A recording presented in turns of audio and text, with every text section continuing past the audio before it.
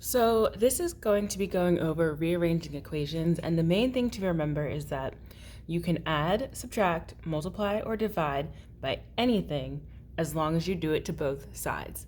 So you've done this probably before in your algebra classes, but this is one of the most important things you need to know for this review unit because we will be using equations throughout the whole entire year, and you need to be able to rearrange or manipulate the equations to solve for what you want.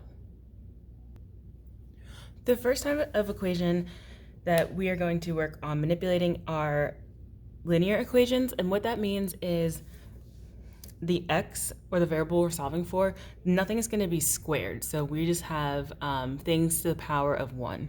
So here we have y equals x plus 4. In all of these equations, for these examples, we are going to be solving for x. Once we actually get into the physics equations, we could be solving for other things, but for this one, we're going to solve for x. So right here, this is what we're solving for.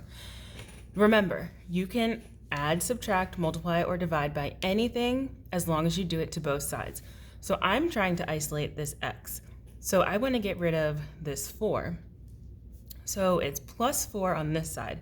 So if I subtract 4 from both sides, what's going to happen is it's basically going to get rid of it.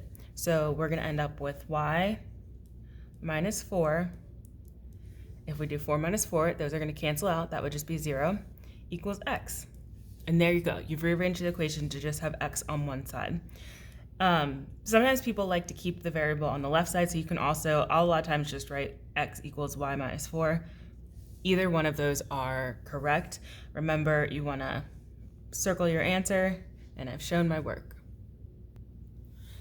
In the second example for linear equations, we have y is equal to 7x. So now the 7 and the x are multiplied.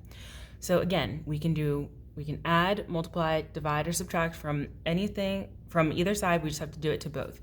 So if I'm trying to isolate this x and it's multiplied by 7, the way we can get rid of that is by dividing by 7. So if we divide both sides by 7, what's going to happen is 7 divided by 7 is just 1. They're going to cancel out. And we're left with y over 7 equals x.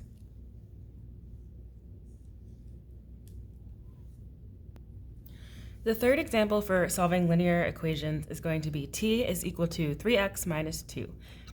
Now, a mistake that a lot of people will make is they'll try to just divide both sides by 3 because the 3 is multiplied by the x, so they just assume that's the first step. But the issue with that is if you divide this side by 3, and don't do this is just what you shouldn't do, it's not going to cancel out because it's 3x minus 2, that whole thing divided by 3. So what we can do first is we can get rid of this 2. How you're going to do that is if we look, on this side it's 3x minus 2. So if we add a 2, that's going to cancel that 2 out. So I'm going to add a 2 to both sides. And now we're going to be left with t plus 2 equals 3x. So we're still not done because we're trying to solve for x, and x is still multiplied by 3.